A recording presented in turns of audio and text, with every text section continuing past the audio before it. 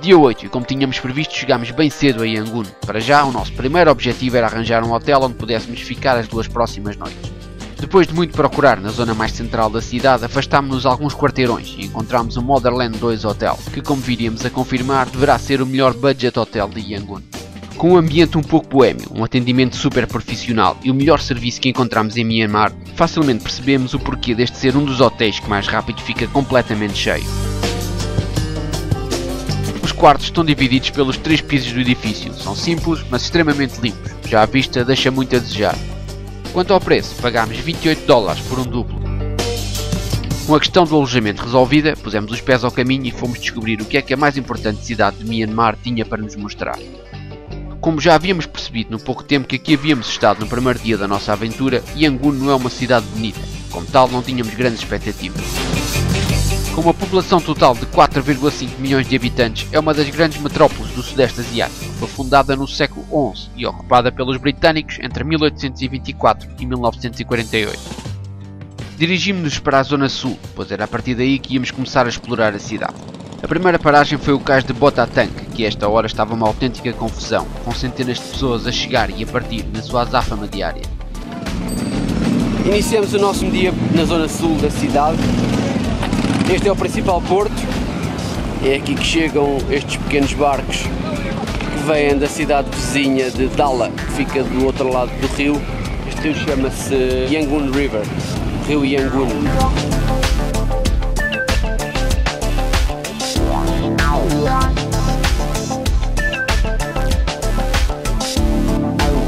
Somente alguns metros separam o cais da praia Botatang, uma das 3 grandes pagodas da cidade, e como é óbvio por uma questão de localização, esta foi a primeira que visitámos.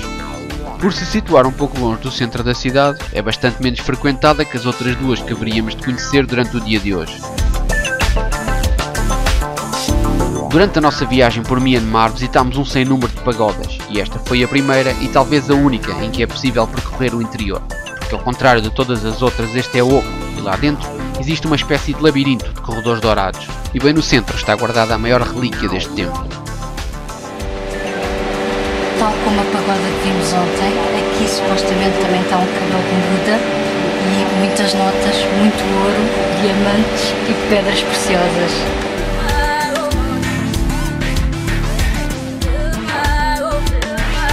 A praia Botabong terá sido provavelmente construída há cerca de 2000 anos atrás, mas em 1944, durante a Segunda Guerra Mundial, foi completamente destruída por um bombardeamento das tropas aliadas. Anos mais tarde foi reconstruída exatamente no mesmo sítio e com o mesmo aspecto da original.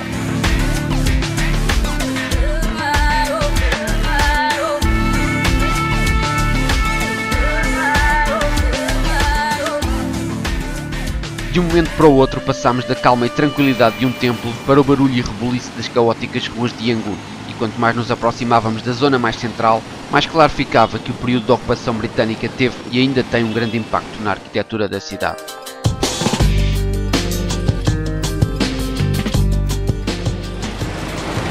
Nesta zona mais central de Yangon ainda dá para ver muitos edifícios coloniais que foram deixados pelos ingleses, uns em melhor estado, outros em pior estado, mas há muitos vestígios ainda deixados pelos ingleses.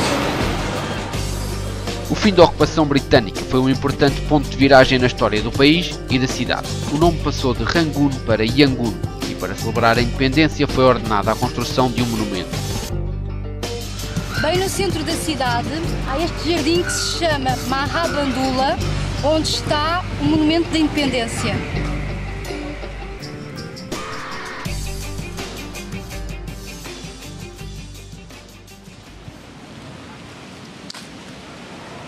Na zona norte fica o principal símbolo da cidade e o maior ícone religioso do país. Era impossível passar por Yangon e não visitar a Shwedagon Pagoda.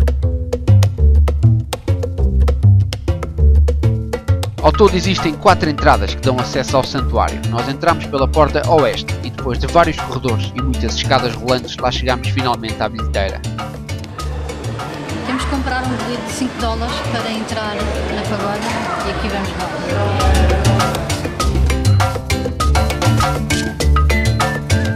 Assim que demos os primeiros passos dentro do templo, fomos literalmente abafados pela grandeza e beleza de tudo o que tínhamos à nossa volta. E é quase impossível não nos deslumbrarmos ao olhar para a enorme stupa maciça, 96 metros de altura e completamente coberta de folha de ouro, que segundo uma lenda terá sido erguida há cerca de 2500 anos atrás.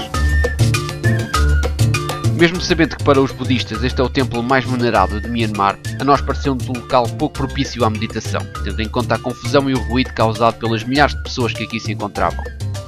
Quanto a nós, que aqui andávamos como turistas, gostámos sinceramente do que vimos e só nos apercebemos que já tinham passado 2 horas quando o calor se começou a fazer sentir com mais intensidade. Como neste país o sol não dá tréguas, decidimos ir procurar um lugar mais fresco. Entre o meio-dia e as 3 da tarde é impossível andar a visitar o que quer que seja, está muito calor lá fora.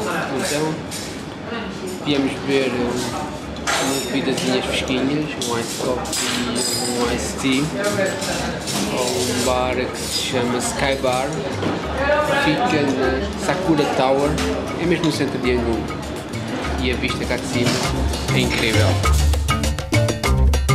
A Sakura Tower é um dos mais recentes e mais altos edifícios de Yangon. 19 dos seus 20 andares são ocupados por escritórios. No topo fica este bar, onde podemos beber um copo e ao mesmo tempo desfrutar de uma espetacular vista panorâmica de toda a cidade. De um lado lá estava a Shwedagon Pagoda, do outro a Paia Sul, a nossa próxima paragem.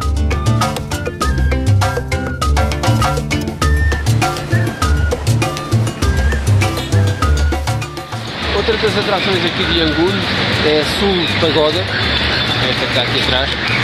Não é tão grande como a Shwedagon, mas em beleza não fica nada atrás.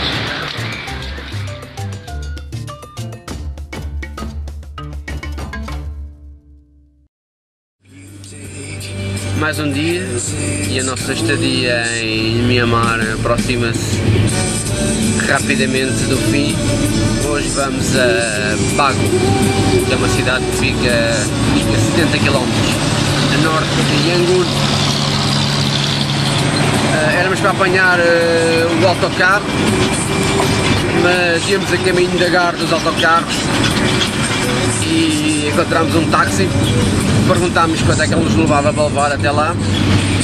Pediu-nos 50.000 watts, ou quiates, anda à volta de 48, 50 euros. Pode parecer caro, mas normalmente o preço para ir, só para ir, é 45. Acho que é muito barato. Espero não levar a banhada do século, mas logo se vê. Como se costuma dizer, tudo o que é bom acaba depressa, e 8 dias tinham passado a uma velocidade alucinante. Iniciámos o 9º e último dia da nossa viagem por terras de Myanmar, com uma viagem de 2 horas até à cidade de Bago, com a intenção de conhecer mais uma das antigas capitais do país. Com 200.000 habitantes, Bago tem uma área relativamente pequena, mas extremamente rica em história e locais de interesse. Cá estamos em Bago, depois de 2 horas de estrada. Esta cidade, tal como algumas das outras que nós visitamos, é uma antiga capital da Birmânia, e a nossa primeira paragem vai ser aqui numa pagoda que se chama Shwe Mau Dao, que ainda é maior do que a de Shwedagon Pagoda, lá em Yangon. E é tudo em grande. Aqui nesta cidade é tudo em grande, vocês vão ver. Logo à entrada do templo comprámos um passe de $10 que nos dava acesso a este e a outros monumentos na zona de Bago. Conta uma lenda que a história deste templo começou há cerca de 1000 anos atrás com uma pequena stupa construída por 2 irmãos. Com o passar do tempo foi ganhando importância e ao mesmo tempo crescendo em altura. Com os impressionantes 114 metros é hoje em dia a maior pagoda de Myanmar. Num dos lados, ao nível do solo, está um fragmento que colapsou quando do sismo de 1917 e que destruiu parte da stupa. Para hoje tínhamos idealizado uma espécie de roteiro para nos podermos organizar, pois havia muitos locais que queríamos ver. Combinámos que primeiro exploraríamos a zona este da cidade e só mais tarde a zona oeste. A certa altura deixámos a rua principal e metemos-nos por estradas secundárias da terra batida, pois este era o único acesso disponível para chegar ao próximo templo da nossa lista. Pelo caminho passámos por pequenas aldeias com casas rudimentares, onde o desenvolvimento parecia ainda não ter chegado. Este mosteiro que vamos visitar chama-se Mosteiro das Serpentes. E para aqui chegarmos tivemos que passar pelo meio de uma pequena aldeia, quer dizer, ainda cá estamos no meio da aldeia, fica mesmo no meio da aldeia, e o mosteiro fica no topo de uma pequena colina aqui na aldeia, não sei se está para ver. Temos que subir estas escadas todas. Hello! Hello! How are you?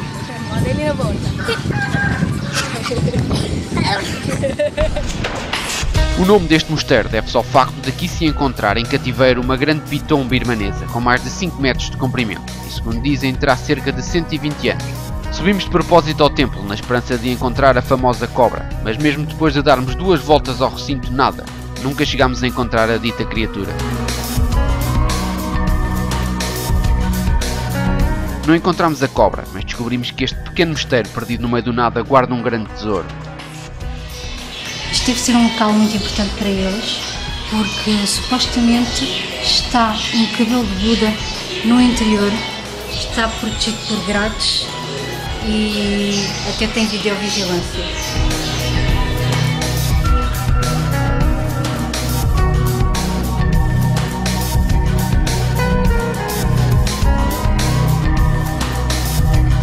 Não ficámos muito mais tempo neste local, que se visita facilmente em 30 minutos. Voltámos à estrada e ainda parámos em 2 ou 3 sítios antes de atravessar o rio que divide a cidade de Bago a meio.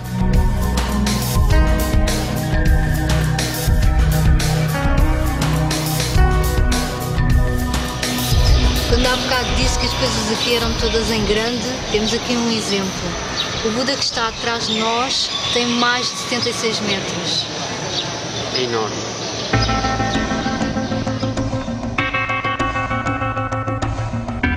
Depois de nos últimos dias termos visitado uma tão grande quantidade de templos e pagodas, foi bastante interessante vir até aqui e apreciar algo diferente. E este era só o primeiro de 2 Budas gigantes que tínhamos planeado ver na cidade de Bago.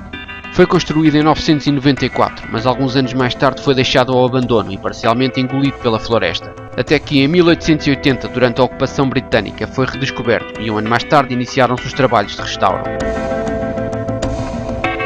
De todas as pequenas cidades de Myanmar, Bago é talvez aquela com maior número de edifícios de cariz religioso. A prova disso é que cada vez que entrávamos no táxi e nos fazíamos à estrada, era só uma questão de alguns minutos até voltarmos a encontrar algo que nos chamava a atenção. Mais uma pagoda, esta chama-se Phaya Mahasedi e é possível subir praticamente até ao topo, ali em cima, antes da parte amarela. Mas só os homens. A madame hoje fica cá em baixo. Vou aproveitar. Vamos lá iniciar a subida. Está muito calor. Mas eu, como sou um gajo corajoso, vou subir até lá acima.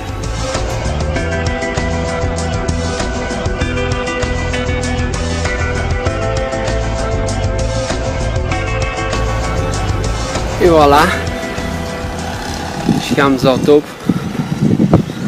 espetacular a vista aqui de cima, ali daquele lado está outro Buda deitado, igual àquele que nós vimos ainda há bocado, mas este está ao ar livre. Como se pode ver, no horizonte há sempre uma stupa dourada. Por mais que nos esforçássemos para não pensar nisso, neste momento tínhamos a consciência que cada passo que dávamos e cada minuto que passava significava cada vez mais o final da nossa viagem. Para o último guardámos o grande Buda de Nyata-Liang, que é em tudo idêntico àquele que tínhamos visitado horas antes, apesar de muito menos ornamentado e bastante mais recente. Foi construído em 2002 graças a donativos da população, mas segundo parece nunca foi terminado. Além disso é um local calmo e que atrai poucos visitantes, o que nos proporcionou o momento perfeito para nos despedirmos deste país incrivelmente bonito.